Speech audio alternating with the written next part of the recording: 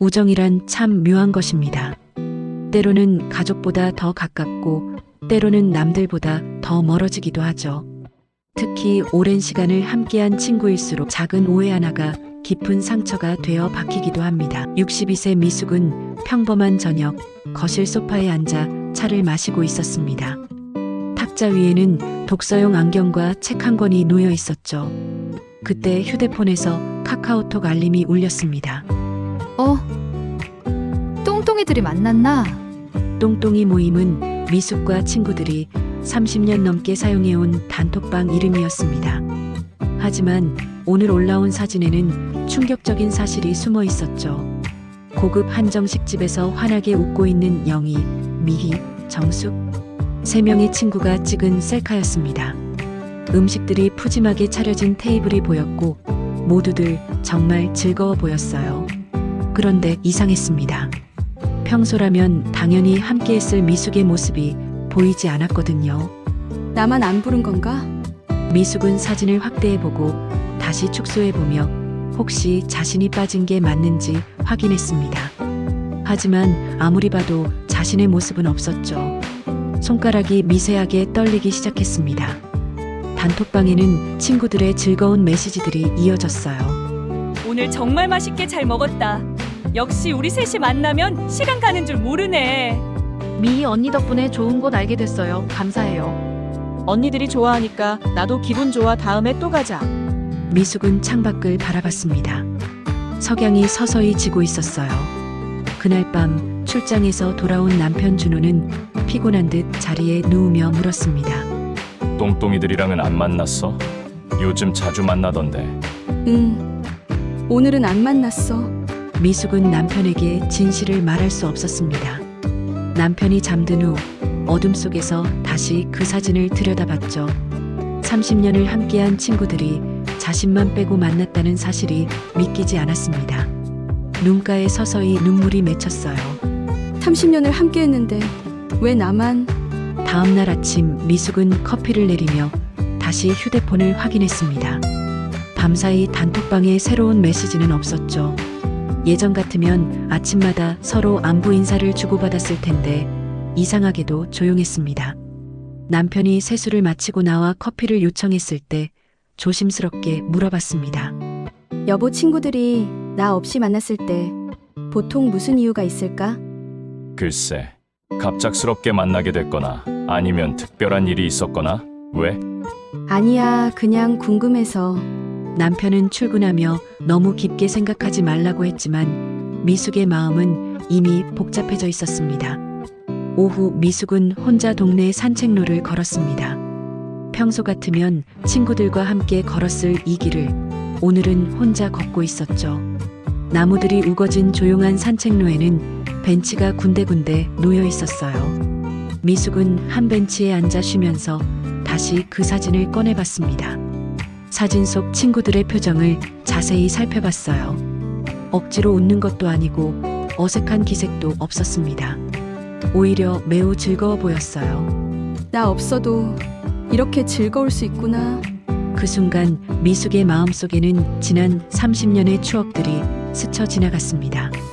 20대에 처음 만났던 그날부터 서로의 결혼식에서 함께 웃던 모습, 아이들을 키우며 서로 도우며 지낸 시간들, 최근 여행에서 함께했던 즐거운 순간들까지 정말 소중한 시간들이었는데 정말 30년을 함께 했는데 이럴 리가 없어. 며칠 후 더 충격적인 일이 벌어졌습니다. 미숙이 저녁을 준비하고 있을 때 다시 카톡 알림이 울렸어요. 이번에는 정숙이 올린 사진이었습니다. 정숙의 깜짝 생일 파티 사진이었어요. 예쁘게 꾸며진 카페에서 생일 케이크를 앞에 두고 찍은 사진. 하지만 여기에도 미숙은 없었죠. 정숙의 생일은 미숙이 누구보다 잘 알고 있었습니다. 매년 빠짐없이 챙겨줬던 생일이었거든요. 깜짝 생일 파티 준비해준 언니들 정말 고마워요.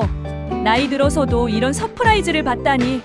우리 막내 생일인데 당연하지. 케이크도 맛있었어. 정숙이 좋아하는 모습 보니까 나도 행복해. 생일 파티까지 나만 빼고. 미숙은 휴대폰을 탁자에 내려놓고 주저앉았습니다. 이제 우연의 일치라고 생각할 수 없었어요. 한 번도 아니고 두 번, 세 번. 이건 분명 의도적인 것 같았습니다. 이제 진짜로 나를 아예 빼는구나. 혼자 전통시장에 갔을 때도 상황은 마찬가지였어요. 30년 넘게 친구들과 함께 장을 보던 곳이었죠. 시장 아주머니들도 미숙을 알아봤습니다. 미숙 씨, 오늘은 혼자 오셨네요. 친구분들은 어디 갔어요? 아, 오늘은 혼자 왔어요. 얼굴이 화끈거렸습니다. 동네 사람들까지 자신과 친구들이 항상 함께 다닌다는 걸 알고 있었거든요. 장을 보는 내내 마음이 무거웠어요. 그날 오후 또 다른 충격이 기다리고 있었습니다. 새로 생긴 베이커리 사진이 올라온 것이었어요. 오늘 새로 생긴 베이커리에서 빵을 샀는데 정말 맛있네요. 다음에 또 같이 가요라는 글과 함께 올라온 사진. 영희, 정숙, 미희 3명이 예쁜 베이커리 카페에서 빵과 커피를 앞에 두고 찍은 사진이었습니다. 그런데 더 충격적인 것은 그 베이커리가 미숙이 며칠 전에 단톡방에 소개했던 곳이었다는 것이었어요. 여기 빵이 정말 맛있다더라. 다음에 같이 가보자고 했던 바로 그곳이었습니다. 그런데 친구들은 자신없이 그곳에 가서 즐거운 시간을 보내고 있었어요. 또 나만 빼고. 미숙은 소파에 털썩 주저앉았습니다. 도대체 자신이 무엇을 잘못했길래 친구들이 이렇게 행동하는 걸까요? 최근 몇 달을 되짚어봤습니다. 혹시 자신이 모르는 사이에 친구들에게 상처를 준 일이 있었을까요? 아니면 무심코 한 말이 오해를 불러일으켰을까요? 하지만 아무리 생각해봐도 특별한 일은 없었어요. 지난달 영희의 생일 때도, 미희가 이사할 때도, 정숙이 아팠을 때도 누구보다 먼저 달려가 도왔던 게 바로 자신이었거든요. 내가 뭘 잘못했을까? 그날 밤 미숙은 잠을 이룰 수 없었습니다. 남편이 깊이 잠든 사이 침대에서 일어나 창가로 갔죠. 밤하늘을 바라보며 생각에 잠겼습니다. 이제 정말 혼자구나. 평소라면 매일 오가던 똥똥이 모임 단톡방은 이상하게 조용해졌습니다. 예전 같으면 아침마다 좋은 아침 인사와 함께 오늘의 날씨, 맛집, 정보, 건강 정보까지 활발하게 공유했던 방이었는데 말이죠. 미숙은 여러 번 휴대폰을 들여다봤지만 새로운 메시지는 없었어요. 사실 미숙이 모르는 곳에서 친구들은 전혀 다른 대화를 나누고 있었습니다. 영희의 집에 모인 세 사람은 오히려 미숙을 걱정하고 있었어요. 요즘 미숙이가 이상하지 않아? 연락도 없고. 맞아요. 예전 같으면 벌써 연락 왔을 텐데. 혹시 우리가 실수한 게 있나? 사실 친구들이 미숙 없이 만난 데는 특별한 이유가 있었습니다. 지난주 미희가 갑작스럽게 연락해서 급한 상담이 필요하다고 했었거든요. 개인적인 가족 문제였기 때문에 조용한 곳에서 만나야 했고 미숙에게는 나중에 말하려고 했던 거였어요. 미희의 시어머니가 치매 초기 증상을 보이기 시작했는데 가족들 사이에 의견이 갈라져서 큰 갈등이 생긴 상황이었습니다. 남편은 집에서 모시자고 했지만 미희는 전문 요양시설을 고려해야 한다고 생각했거든요. 이런 민감한 가족 내부 문제를 단톡방에서 이야기하기는 어려웠어요. 미숙이한테 말해야겠어. 오해할 수도 있잖아. 그런데 어떻게 말하지? 갑자기 설명하면 더 이상할 것 같은데. 일단 내가 먼저 연락해 볼게.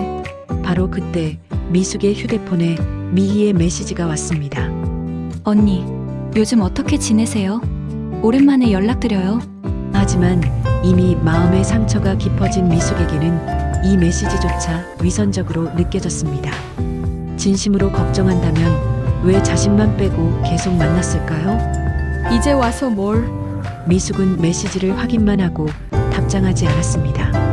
마음속 상처는 점점 더 깊어져만 갔어요. 며칠이 더 지났습니다. 미숙이 친구들의 모임에서 빠진 걸 알게 된 지 벌써 2주가 되어가고 있었어요. 그 사이에도 친구들은 몇 번 더 만났고 그때마다 미숙만 없었습니다. 어느 날 오후 미숙은 평소 친구들과 함께 가던 카페 앞을 지나게 되었습니다. 유리창 너머로 익숙한 뒷모습들이 보였어요. 영희, 정숙, 미희 3명이 앉아서 대화를 나누고 있었습니다. 미숙은 발걸음을 멈췄습니다. 가슴이 뛰었어요. 잠깐이라도 들어가서 인사를 할까 하는 마음이 들었지만 곧 그들이 자신의 이야기를 하고 있을지도 모른다는 생각이 들었습니다. 카페 안의 친구들은 실제로 미숙 이야기를 하고 있었어요. 미숙이가 우리를 완전히 피하는 것 같아. 제가 어제 집 앞까지 갔었는데 불이 켜져 있는 걸 곤이 집에 있는 것 같았어요. 하지만 초인종을 누를 용기가 안 나더라고요. 30년 친구인데 이렇게 어색해질 줄 몰랐어. 미숙은 결국 카페로 들어가지 않고 그냥 지나쳤습니다. 집에 도착해서는 현관문을 닫자마자 주저앉았어요. 정말 끝인 거구나. 며칠 후 영희에게서 또 다른 메시지가 왔어요. 미수가, 우리 얘기 좀 하자. 내가 왜 의류를 피하는지 모르겠어. 오해가 있는 것 같은데 풀고 싶어. 미숙은 메시지를 보고 씁쓸하게 웃었습니다. 지금 와서 이런 메시지를 보내다니. 이미 마음의 문을 닫아버린 미숙에게는 더욱 위선적으로 느껴졌어요. 지금 와서 뭔 오해야. 미숙은 메시지를 읽고도 답장하지 않았습니다. 대신 더 충격적인 결정을 내렸죠. 똥똥이 모임 단톡방을 나가버린 것입니다. 30년 동안 이어져 온 소중한 연결고리를 스스로 끊어버린 거예요. 단톡방을 나간 후 미숙은 한 명씩 개인 톡도 모두 차단해버렸습니다. 영희, 정숙, 미 30년 친구들과의 모든 연결을 스스로 차단했어요. 이제 정말 끝이야. 같은 시간 영희의 집에서는 놀라운 일이 벌어지고 있었습니다. 미숙이가 단톡방을 나갔어? 네? 정말요? 개인 톡도 확인해봐요. 세 사람은 각자 미숙에게 개인 메시지를 보내려 했지만 모두 차단되어 있었습니다. 완전히 우리를 차단했어. 30년 만에 이런 일이. 우리가 뭘 잘못했을까? 정말 뭘 했어? 세 친구는 당황했습니다. 도대체 무엇 때문에 미숙이 이렇게까지 하는지 이해할 수 없었어요. 직접 찾아가 보자. 이렇게 둘 수는 없어. 그럼 지금 갈까요? 가자. 뭔가 큰 오해가 있는 것 같아. 세 친구는 서둘러 미숙의 집으로 향했습니다. 30분 후 미숙의 집 앞에 도착한 세 친구들은 초인종을 눌렀습니다. 미숙아, 나야, 영희야. 집안에서 미숙은 현관 인터폰 화면을 통해 친구들을 확인했습니다. 마음 한편으로는 반가웠지만 이미 닫아버린 마음의 문을 다시 열기가 쉽지 않았어요. 미숙아, 문 좀 열어줘. 우리가 뭘 잘못했는지 모르겠어. 우리 얘기 좀 들어줘. 분명 오해가 있을 거야. 30년 친구잖아. 이렇게 끝낼 수는 없어. 미숙은 현관문 앞에 서서 친구들의 목소리를 들었습니다. 그들의 목소리에서 진심이 느껴졌지만 이미 상처받은 마음은 쉽게 열리지 않았어요. 이제 와서 뭘 말하려고. 미숙은 결국 문을 열지 않았습니다. 친구들은 30분 넘게 기다렸지만 미숙은 끝내 나오지 않았어요. 미수가 정말 왜 이러는 거야? 우리가 뭘 잘못했는지라도 말해줘. 30년이 이렇게 끝나는 거야? 하지만 집안은 조용했습니다. 결국 세 친구는 발걸음을 돌릴 수밖에 없었어요. 집안에서 미숙은 현관문에 등을 기대고 서서 눈물을 흘렸습니다. 친구들의 목소리를 들으며 마음이 흔들렸지만 이미 너무 깊어진 상처를 쉽게 치유할 수는 없었어요. 너무 늦었어. 그날 밤 남편 준호가 퇴근했습니다. 오늘 어땠어? 똥똥이들 만났어. 미숙은 잠시 망설였습니다. 이제는 남편에게라도 진실을 말해야 할 때인 것 같았어요. 여보, 사실은 응? 친구들과 사이가 안 좋아졌어. 준호는 놀란 표정을 지었습니다. 30년 친구들과 무슨 일인데? 걔네들이 나만 빼고 계속 만나고 있었어. 나도 모르게. 그게 전부야? 전부라니. 30년 친구가 나만 빼고 만나는 게 작은 일이야? 그래도 뭔가 이유가 있을 거 아니야? 30년 친구들인데 그냥 널 배제할 리는 없을 것 같은데. 난 이미 모든 연락을 차단했어. 뭐? 단톡방도 나왔고 개인 톡도 다 차단했어. 오늘 지대까지 찾아왔지만 만나지 않았어. 준호는 한숨을 쉬었습니다. 그건 너무 성급한 판단 아니었을까? 성급하다고. 나만 빼고 몇 번이나 만났는데 그래도 먼저 이유를 물어봤어야지. 이제 와서 무슨 소용이야. 이미 끝났어. 한편 집으로 돌아온 세 친구들은 다시 만났습니다. 어제 일로 모두 밤잠을 설쳤어요. 30년 만에 이런 일이 생기다니. 정말 우리가 뭘 잘못한 걸까요?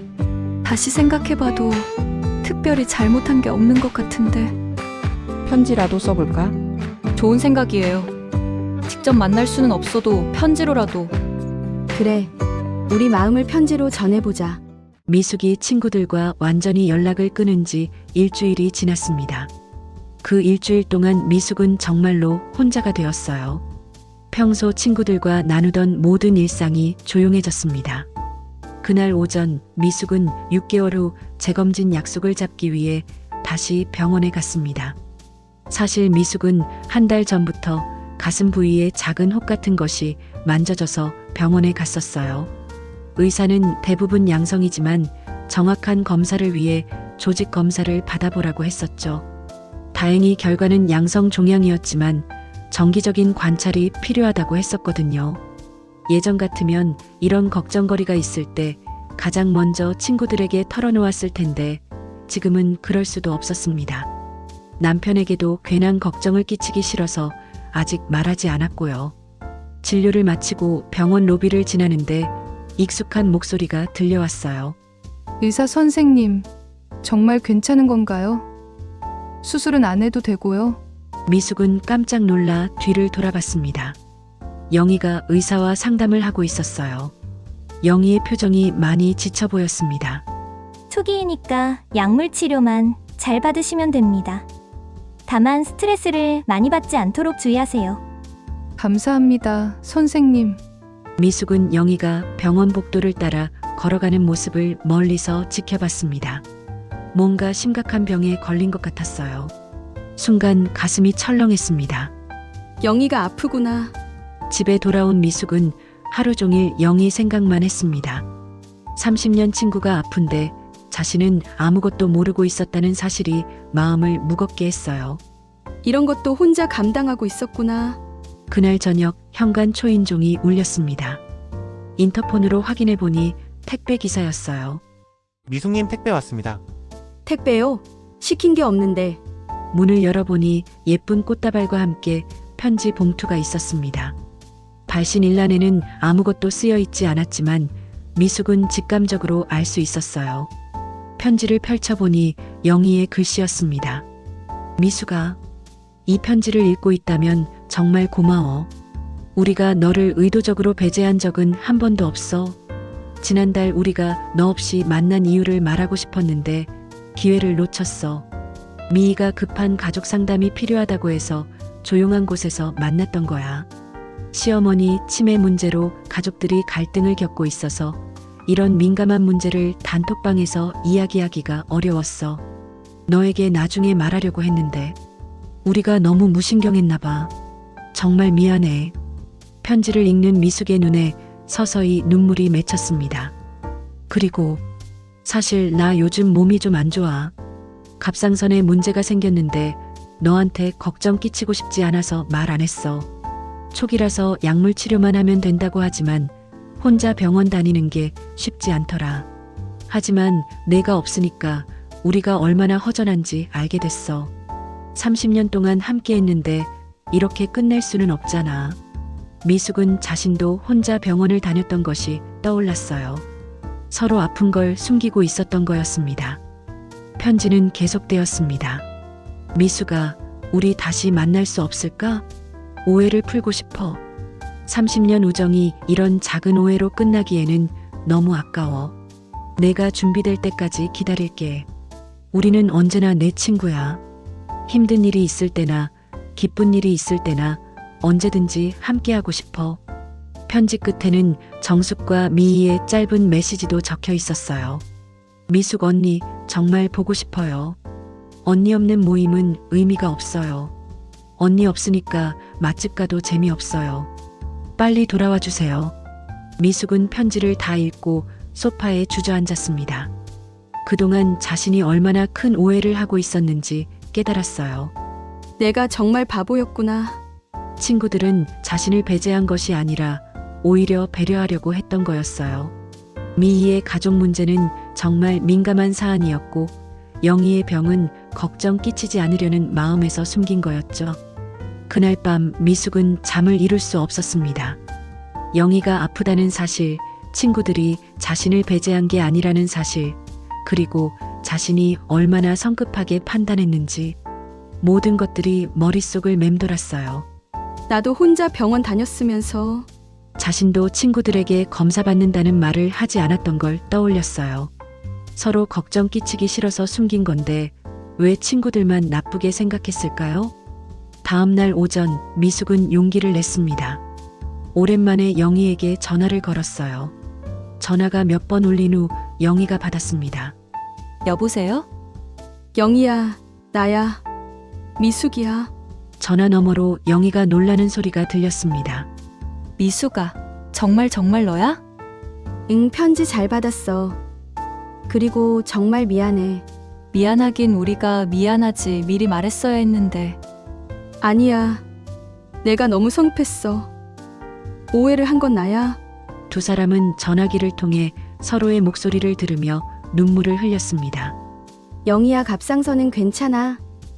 어제 병원에서 봤어. 어떻게 알았어? 걱정 끼칠까봐 말 안 했는데 미안해. 바보야, 그런 걸 왜 혼자 감당해? 나도 사실 검사 받을 일이 있었는데 혼자 갔어. 정말? 너도? 응, 우리 둘 다 바보였네. 미수가 우리 만날까? 응, 만나자. 정숙이랑 미희도 함께. 1시간 후 내 친구는 오랫동안 함께 다니던 동네 공원의 벤치에서 다시 만났습니다. 서로를 보자마자 눈물부터 쏟아졌어요. 언니 정말 보고 싶었어요. 우리 왜 이렇게 됐을까요? 내가 정말 미안해. 너무 성급하게 판단했어. 아니야, 우리가 더 세심하게 신경 썼어야 했어. 네 사람은 벤치에 나란히 앉아서 그동안 쌓였던 오해를 하나씩 풀어나갔습니다. 그날 사진을 보고 정말 서운했어. 나만 빼고 만난다고 생각했거든. 사실 제 개인적인 문제 때문이었어요. 시어머니 치매 문제로 가족들이 갈등을 겪고 있어서 조용한 곳에서 상담받고 싶었거든요. 이런 민감한 문제를 단톡방에서 말하기가 어려웠어요. 언니한테 나중에 말하려고 했는데 타이밍을 놓쳤어요. 우리가 너무 무신경했어. 30년 친구면서. 아니야. 나도 너무 예민했어. 먼저 물어봤어야 했는데. 내 친구는 서로의 손을 잡았습니다. 30년의 세월이 만들어낸 끈끈한 우정이 다시 하나로 이어지는 순간이었어요. 우리 정말 바보들이었네. 서로 아픈 것도 숨기고. 맞아, 나도 갑상선 문제 혼자 끙끙 앓고 있었어. 저도 가족 문제로 혼자 고민하고 있었고. 앞으로는 뭐든 솔직히 말해요. 서운한 것도 힘든 것도 다 얘기하고. 아픈 것도 혼자 감당하지 말고. 우리가 진짜 가족이잖아.